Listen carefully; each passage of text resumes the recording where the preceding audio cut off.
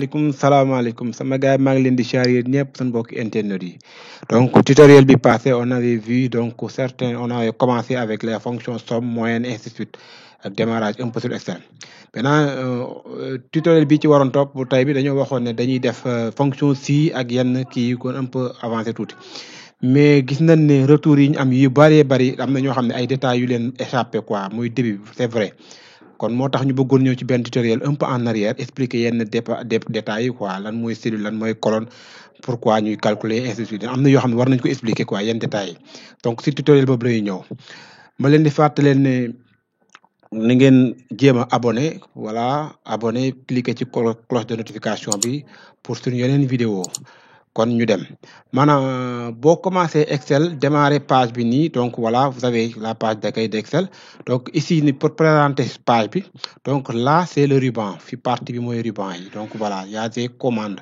donc yi nga gis ay commandes donc yi am na si Word voilà donc c'est des commandes bon su laajee ñu def benn tuuti Word aussi bon on verra donc en commentaire ak voilà retour yi ñu am on verra lan war a def quoi maintenant.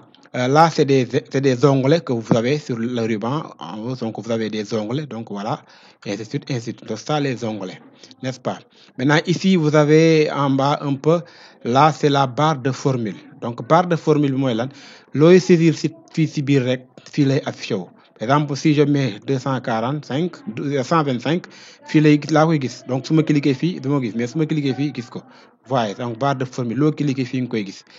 fii nii moom mooy adresse cellule bi wala coordonnée wu cellule donc cellule boo gis fii am na adresse wala coordonnée adresse bi wala coordonnée mooy lan lettre chiffre paire lettre chiffre donc c'est un repère orthonormé donc chaque point est repéré et les points c'est des cellules donc cellule colonne la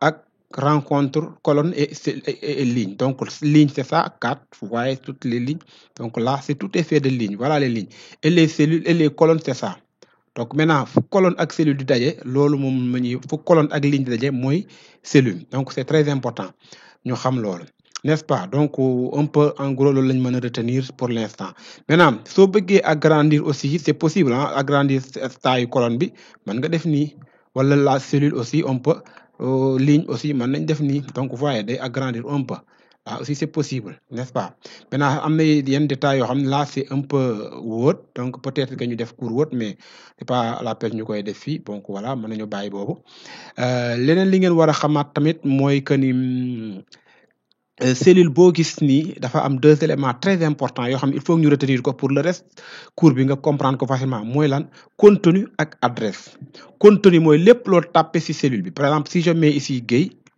voilà si je mets ici Guèye ou bien je mets là Excel donc là ce que je tape là 10 donc là c'est des contenus là c'est les contenus 10 Guèye et c'est tout ce que je tape là c'est des contenus et maintenant les adresses c'est quoi c'est le contenu mooy liy feeñ ci barre de formule su ma cliquer Guèye je vois Guèye si ma cliquer sur Excel ça va c'est le contenu maintenant l'adresse maintenant de Excel c'est ça l'adresse de Excel contenu mooy Excel adresse bi ou bien coordonnée mooy C6 on le voit ici C6 vous voyez donc là aussi même chose adresse B6 n'est-ce pas maintenant liñ ci war a comprendre aussi mooy le bouton là bii nii point bii ngeen di gis nii c'est très très très important sur Excel yéen ñëpp kenn ku ne war na retenir ce point là parce que point bi tout ce qui li ngay war a defaat ci Excel lépp là pratiquement moom la koy defal de manière très très très très nette maintenant par exemple su ma bëggoon a copier Guèye donc là day copier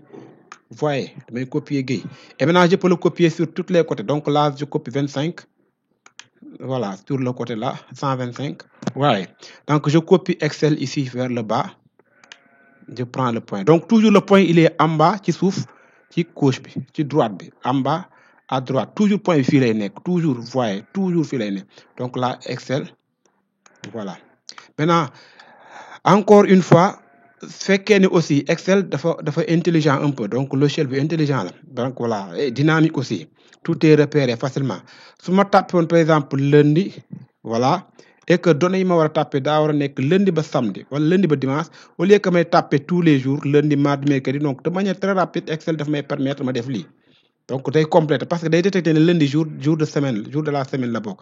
Donc si je mets la même chose que ici de am journée yoo xam ne c'est mensuel, donc je mets par exemple janvier comme ça, voilà, et là je vais copier le reste. Voyez, il va copier comme ça. Donc la même chose pour les mois, pour les jours de la semaine, date. Donc je mets par exemple le premier espace janvier espace 2021. Je dois remplir jusqu'au 30, ainsi de suite. Donc je fais comme ça, je tire. Donc là, il va compléter. Donc lépp moom moo ko def maintenant su fekkee ne comprendre yi da nga fay nekk def 1er janvier 2e 3 da ngay perdre temps bare donc Excel daa être rapidité bi mooy lii ñuy expliquer nii donc avec le point là qui permet de copier la formule, n'est-ce pas? Maintenant si on revient maintenant un peu, voilà, si benn exemple bien précis ñu ñëw fii, voilà, donc là on a benn facture bu ñu am fii, quantité, le nombre acheté par exemple, désignation, prix unitaire, montant. Voilà, donc maintenant pour effectuer des calculs d'abord, on met ça. Par exemple, là, si je mets 12, là, je mets 10. Maintenant, pour le calcul ici, pour mettre résultat ici, résultat. Donc là, résultat de 12 plus 12 égale, c'est obligatoire. Il faut forcément def égal. Mënul ñàkk égal ngay commencer. Maintenant, su ma defee égal, Excel day xam ne damaa war a calculer. Donc, bu ma war a def léegi maintenant adresse de 12. Donc, je vais projeter sur 12. 12, c'est les coordonnées, c'est G et 3. Vous voyez? Maintenant, plus, je tape plus, si clavier me bës plus, ma def coordonnée de 10. Donc, 10, c'est quoi? C'est H, moi, ni H, rencontre H, 3. Vous voyez? Et maintenant, je mets entrée. Vous voyez? Maintenant, cliquez sur résultat, le contenu. Cliquez sur 12, 22, donc le code barre de formule égal. C'est G3 plus H3, donc coordonnées yi la jël. Donc, contenu, moi, ligne donne def page, tout ce qu'on a saisi ici, tout ça, c'est des contenus. Voilà. Maintenant, ici, c'est les calculs. Voilà. Dans ce cas, on va utiliser les adresses. Donc, très, voilà, intéressant. Soit calcul, adresse, vous utiliser. N'est-ce pas? Il y a plein de fàtte. Adresse, contenu, li nga tapé ci cellule bi, adresse, les coordonnées. Maintenant, pour reprendre le calcul, on va effacer de manière très importante et très rapide. On va faire égal. Au lieu que ñu def projection, parce que lii bu fekkee ligne yi dafa bëri wala institut, man nañoo def erreur ci projection bi, mais da ngay cliquer ci 12 pour comme égal a ngi nii rek da ngay cliquer ci valeur bi. Voyez, moom moo lay defal adresse bi. Donc c'est très simple léegi gis nga moo gën a rapide. Plus après nga cliquer waat ci beneen valeur bi et là c'est fini nga def entrée. Ce qui veut dire que suñ nëbboon coordonnées yi sax du tee nga mën a dem. Donc léegi c'est pas l'appel. Donc voilà. Maintenant, pour revenir ici, pour le calcul, donc là, on va faire montant quantité multiplié par prix unitaire. Donc on va faire égal, on clique sur ça, multiplié par, on clique sur prix unitaire. Nga def entrée. Donc le montant pour les sacs de riz, c'est ça. Maintenant, tu l'appliques, on avait vu la formule, la fonction, la point là. Point bi nii, da nga koy xëcc wàccee ko, mooy copier formule bi, à chaque fois da ngay calculer le produit. 5 fois, 15 fois, ainsi de suite. Donc là, on fait ça. Et top, on a ça, montant. Maintenant, le total, ici, on va faire donc ce qu'on avait vu. Donc là, va passer donc la fonction somme. C'est bien tutoriel. Peut-être, bon, on peut anticiper, mais bien courbe la bloc, somme à part. Donc là, je vais cliquer sur une somme ici pour calculer la somme totale. Donc, somme, voilà, le montant du client bi war a fay lii lay doon. Voilà, et c'est net. Maintenant ici regardez, donc mën nga defar sa benn facture proforma nga dindi données yi bàyyi noonu. Par exemple là, il y a plus de données. Maintenant da ngay teg nii rek bu kenn dee jënd lu mu jënd rek nga dugal. Vous voyez? Donc voilà. Vous voyez? Donc ici maintenant mu jënd 3 7 nga def fii, là mu jënd 4 pots nga def wala 5 nga def, mu jënd fii nombre de bouteilles nga def. Et là automatiquement mu entré mu defal la total bi. Donc mën nga effacer bu la nekk prix unitaire yi effacer yi. Defar sa benn prof effacer lépp nga xam lu mu jënd rek da ngay bind. Donc c'est très net, très automatique, intéressant. Jëm leen ko man nag am na solo lool. Bu leen fàtte abonné, cliquer ci cloche de notification bi pour recevoir suñuy vidéo. Maintenant liñ ci war a waxaat aussi mooy feuille en bas.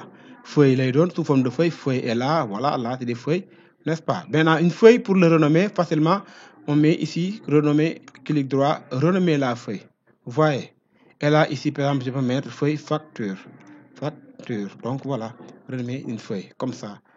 C'est comme ça. Donc, je pense que ni tutoriel de début bi aussi bon bii nii dana leen arranger trop ñi nga xamante ni amaguñu laame ñi doog a débuté ak yooyu pour ñu mën ñoo dab rapidement pour prochain cours bi xam naa d'ici 2 à 3 jours ñu dugal fonction si bi n'est-ce pas kon ñu ngi leen di ziar di leen ñaanal jàmm ak salaam foofu lañ yem ak yéen ci seen tutoriel bii jërë ngeen jëf.